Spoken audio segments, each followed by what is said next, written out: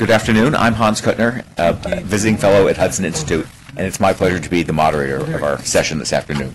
Let me introduce to you Congressman Rubén Hinojosa, who can say his name much better than I can. He comes to us from the Capitol Hill today. His district is in Texas. It stretches from the Rio Grande Valley to the historic Goliad and Coastal Bend region. He was elected to Congress in 1996. That makes this his 8th term, for those of us who don't do binary that fast. He's a member of the Committee on Financial Services, serving on the Subcommittee on Capital Markets and Government-Sponsored Enterprises, Subcommittee on Financial Institutions and Government Credit. His experience in business, and I'm going to make the assumption that he's a homeowner and thus well positioned to speak to us today. Thank you.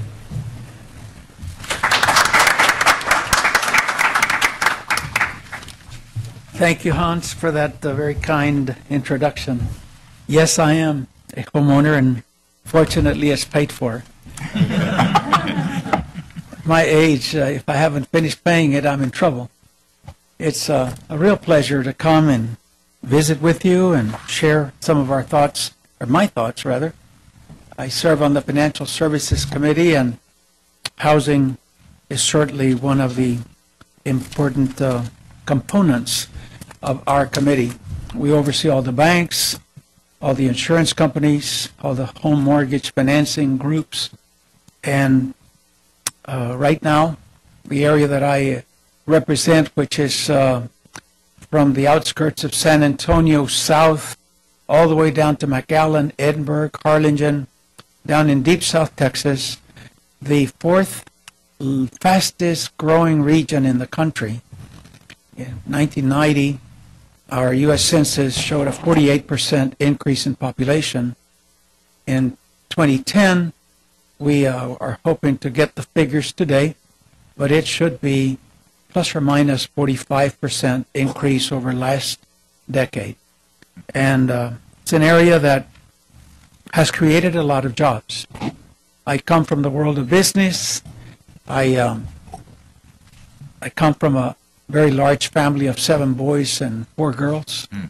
Our parents came to Texas 100 years ago, both as young children from 2 different families of different states in Mexico, and they were suffering from the revolution that had started that year, and their parents took them to a safer place in Texas. And that's where they grew up. And I happened to be the 8th of those 11 children.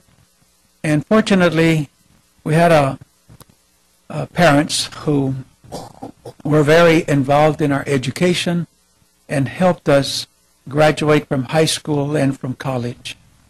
Dad was a businessman. He started a food processing company 60 years ago. And I graduated from the University of Texas in Austin, and later got a master's in business administration as well.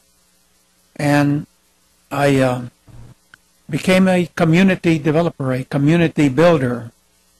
And I'm very pleased to say that even though we suffered with a double-digit unemployment rate for about 3.5 decades, I came to Congress to try to do something about that.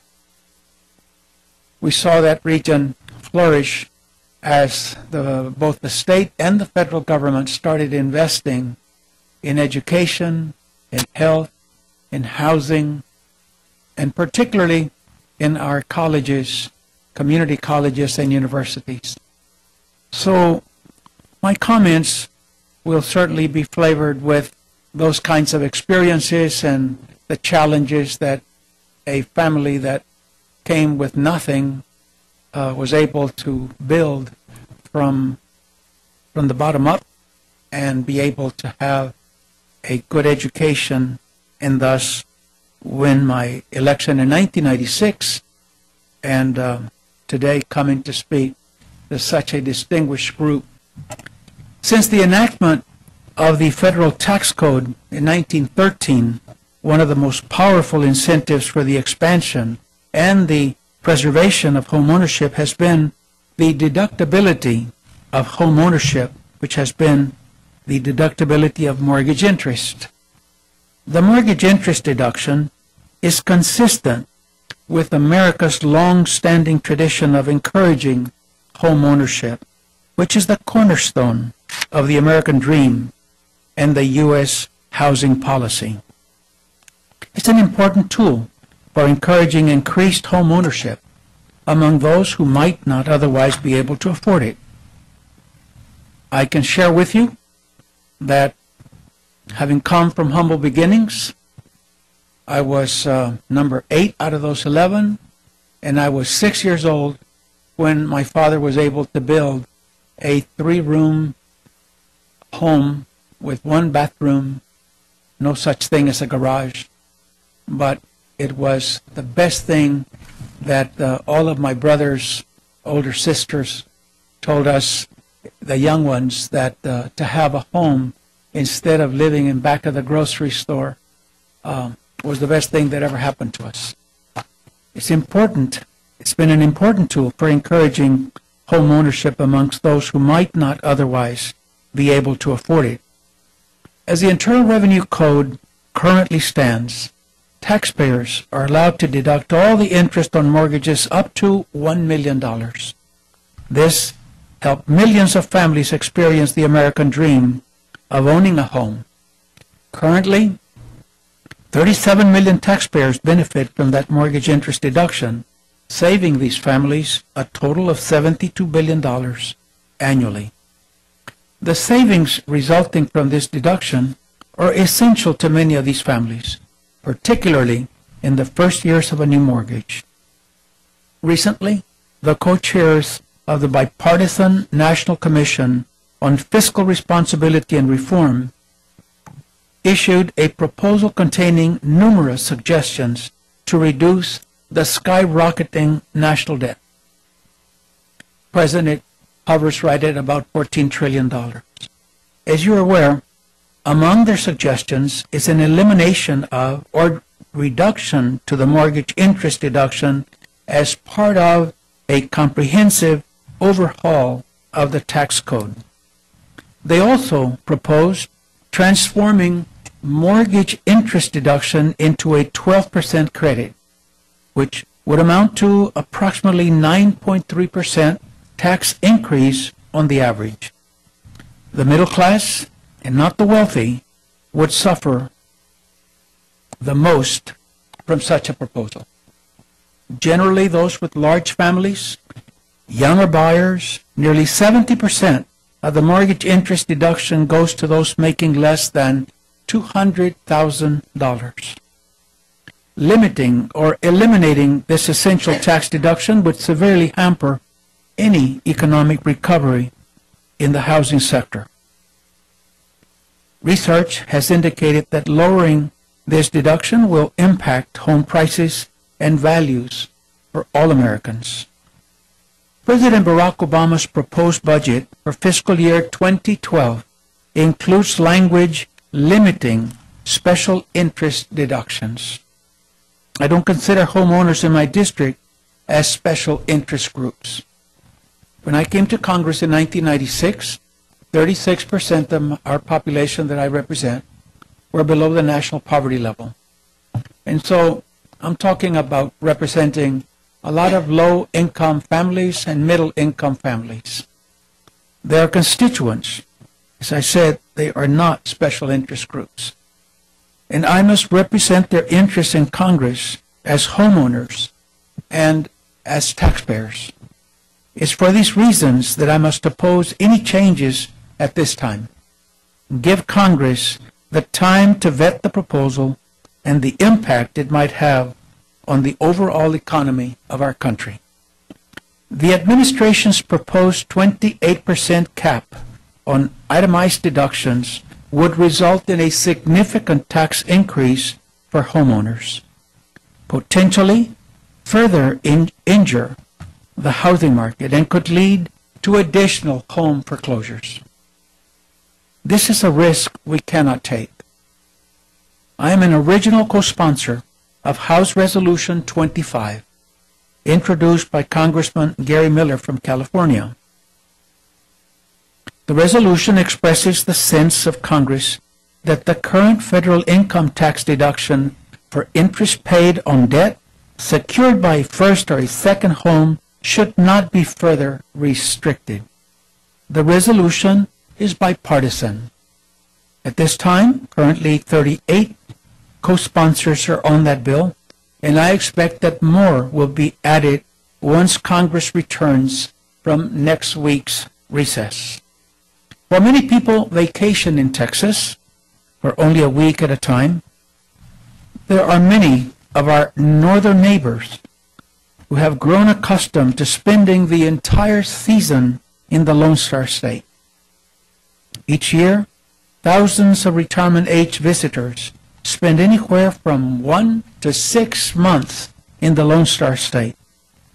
This group of part-time residents, winter Texans as we often call them, have come to enjoy the warm climate. It's a semi-tropical climate that the last 3 weeks that we saw temperatures of 17 to maybe 35 degrees here in this area where we live.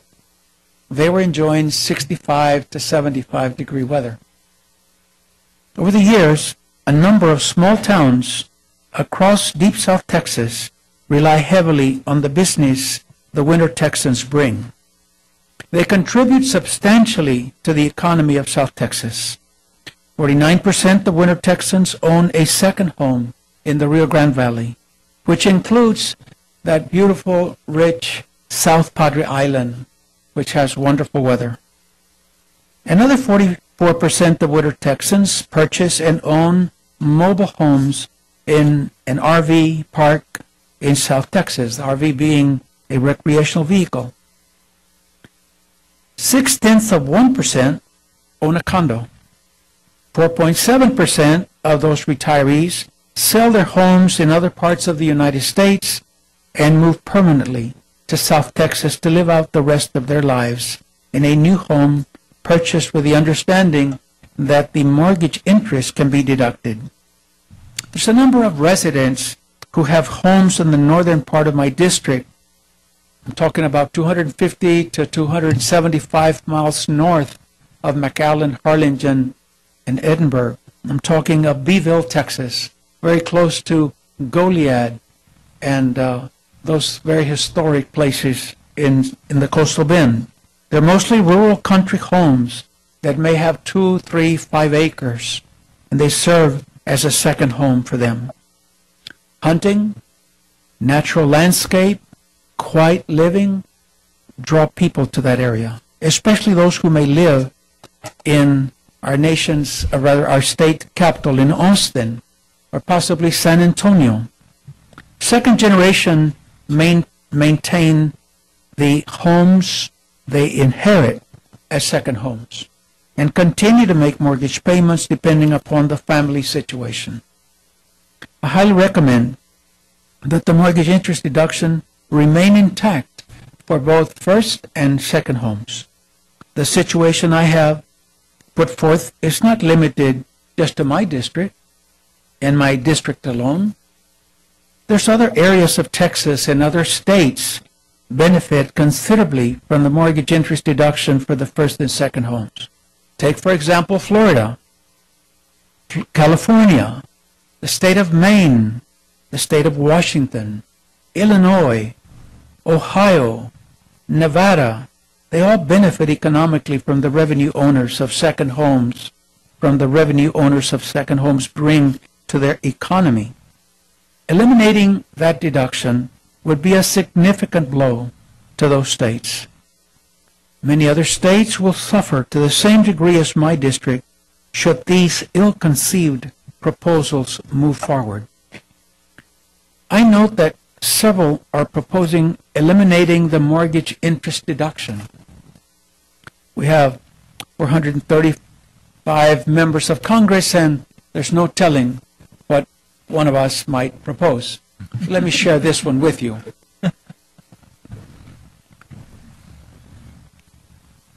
This, in my opinion, would be foolhardy. Now is not the time to add more instability to an already embattled housing market and to unnerve homeowners across the United States. We need to build up the confidence of our consumers if we are to turn this situation around. Homeowners do not expect to lose their mortgage interest deduction, and prospective buyers anticipate taking that deduction. Changes to these rules of the game would have a significant impact on the market in terms of home buyer and homeowner behavior.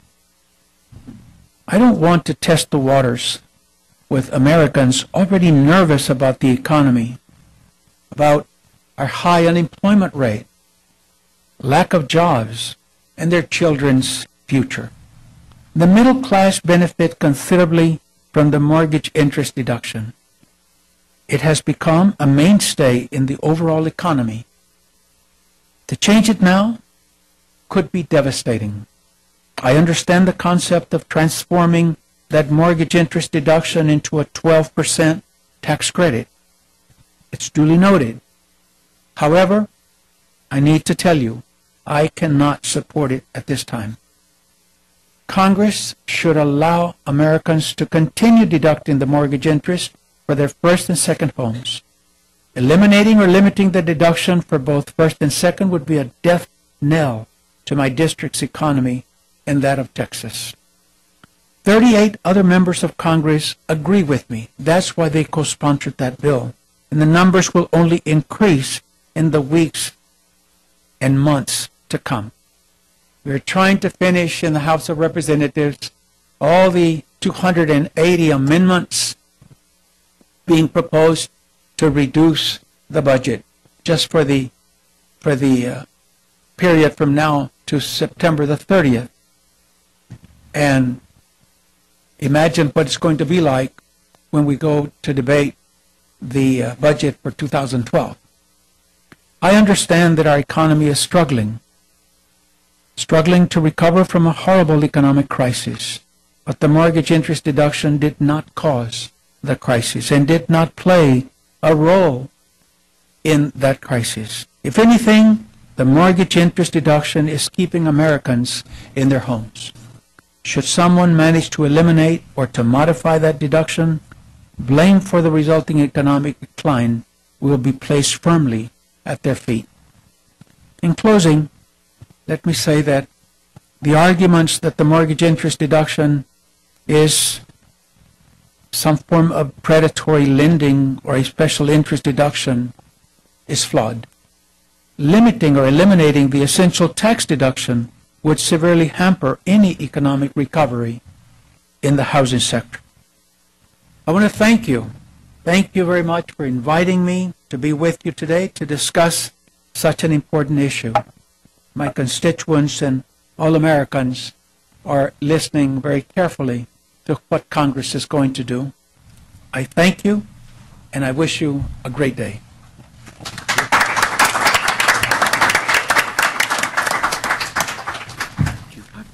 Yes. Okay. Hey, the Congress does have some time. There are those 280 amendments to the appropriations bill. Hopefully there will not be a vote on in the next few minutes, but if anyone has a question for Congress. And if you do your hand up, and the microphone will come to you.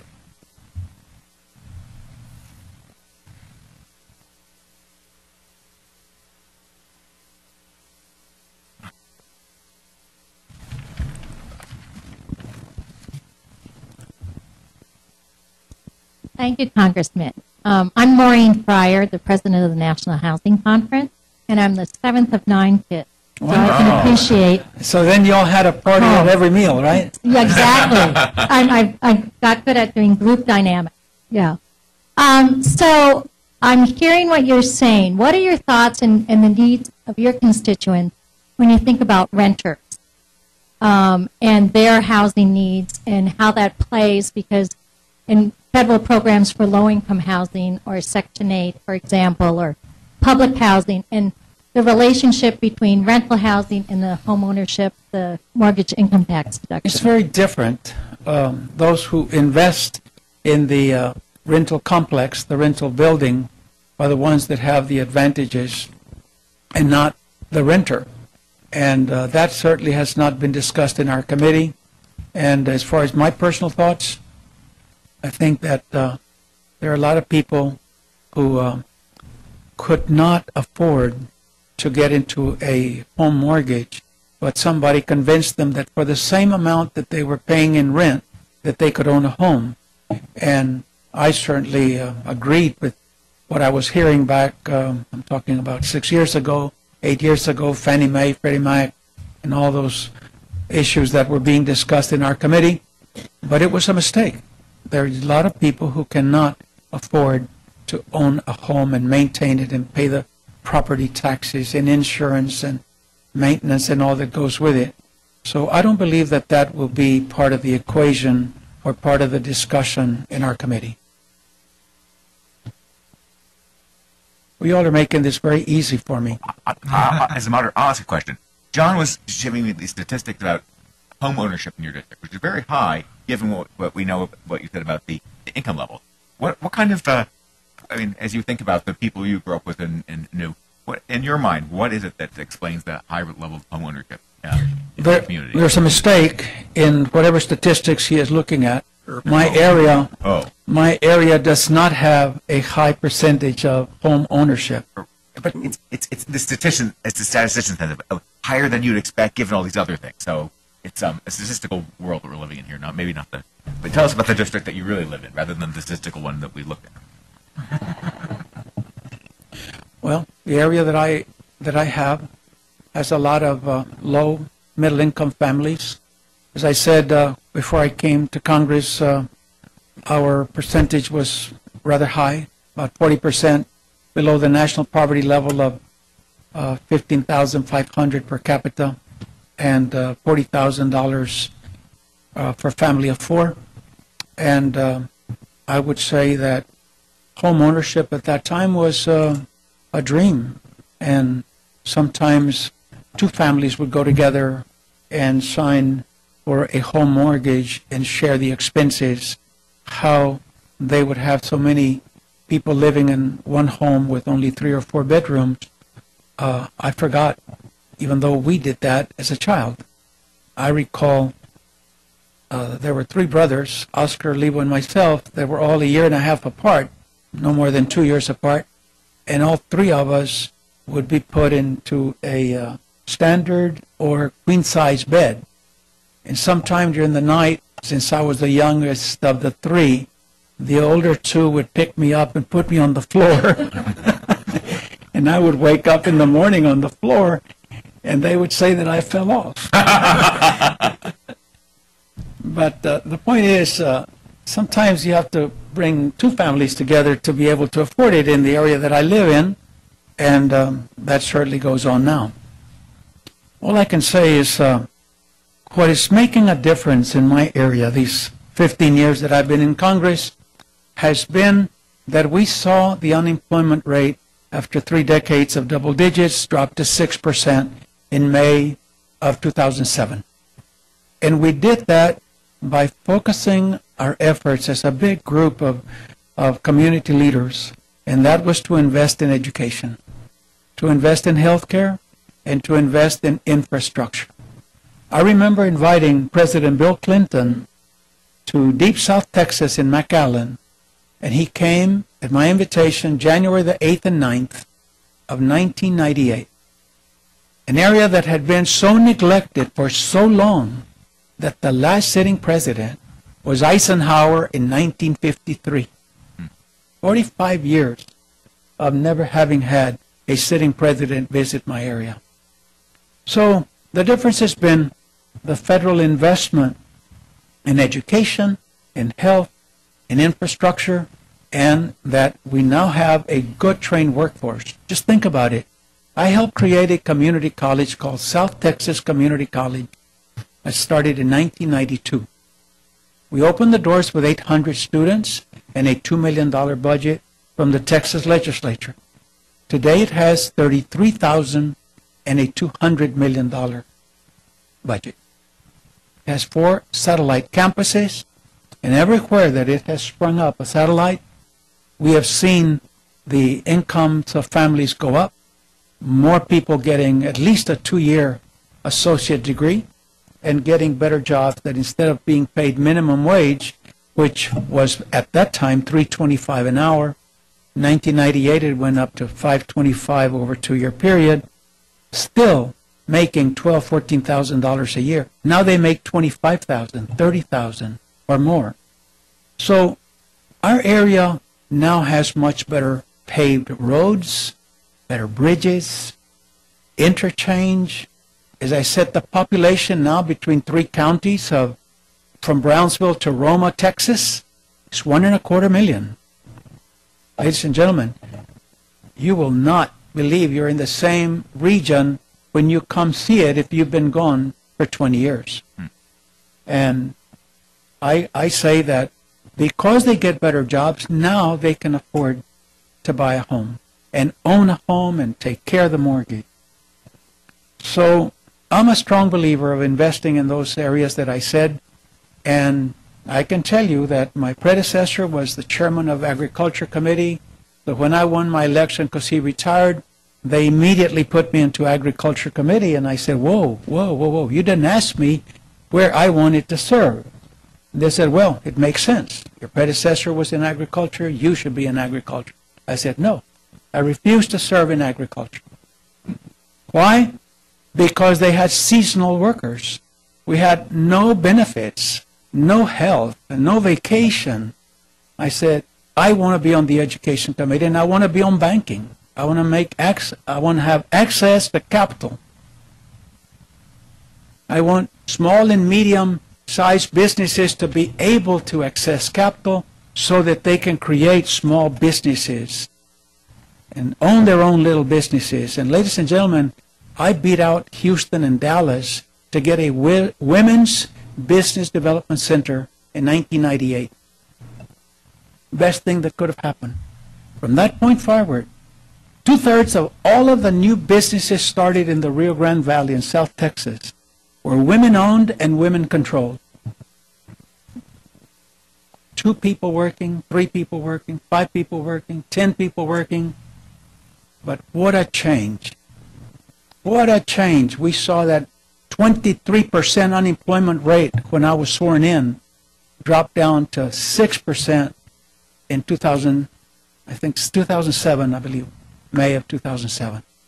So, in answer to your question, it's wonderful to own your home, but it really needs for the government, especially the federal government, to not make the cuts that are being proposed right now with the continuing resolution, which cuts the Pell Grant from $5,500 to $4,500, or to cut the Hispanic serving institutions by $100 million in this first year, or cutting the historically black colleges and universities with $85 million this year, the balance of this year. Those are mistakes, because then we go back to what it was 15 years ago as I described it to you. So I was pleased to see that the President said in his address, the State of the Union address, saying that he did not want to cut education. He wanted to make cuts in areas that are not sacred cows. And that would be, and he named them. And so that's what Congress is trying to do at this time. So that's a nice question, and I'm sorry it took so long to answer it. Are there any other questions? Yes, sir. Neil Pelletier with the National Low Income Housing Coalition. I'm looking at the data that was handed out here, and Texas ranked 42 in terms of percentage of taxpayers who receive the deduction. I want to be sure that I hear the question. 42 out of 50? 40 out of 50. So it's the bottom of the ranking of states receive the mortgage deduction, and it also, in terms of the value of the deduction the average taxpayer received. I'm wondering if you'd be interested in proposals that would raise Texas up in the rank. If I understand your question, what are the proposals to raise the taxes? Is that what you're saying?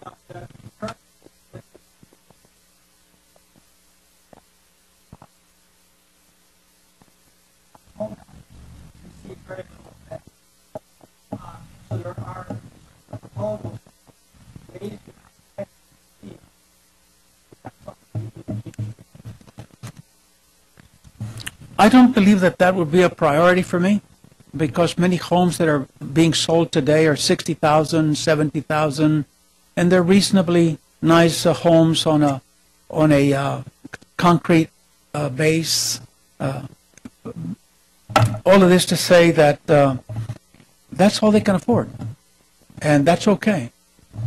That is okay. As long as they're nice and clean and they have a yard for the children and maybe a park nearby, school in that neighborhood and so forth, that's what we want. But what you just mentioned is not a priority for me. Yes, ma'am. I'm over it. My question is about preserving the deduction of homes. It seems like when that happens, that you would wind up having communities spend part-time, and it would just make it harder for people to buy a first home in either. Doesn't that hurt the middle class, the lower middle class? It's not that many people who own a second home. It's a very small percentage, and if they can come in, like our winter Texans, and live there for 6 months and inject somewhere in the neighborhood of $100 million during that period of time, that can help small communities like I represent. I have 90 communities in my congressional district, from Edinburgh, Harlingen, all the way to Goliad. I don't think that's a problem because it's a small percentage. Yes, sir. My guess is that many of your constituents, low moderate income households, would benefit from moving from deduction to a credit. Because the current system has a lot of horizontal inequities. I wonder, maybe 15% is not the right number, but if that was your only concern, my guess is you'd have a lot of winners. I would love to see the numbers. I can work very well with numbers. I have a BBA and an MBA, and I love numbers. I'd love to see that. Spreadsheet is coming your way. And if it's coming my way, I'll look at it, and We'll come visit you soon and show you. I'll be glad to look at it. Well, with 280 amendments pending, it seems like we're keeping you from a lot of important reading. Well, thank you very much. It's a pleasure to be with you.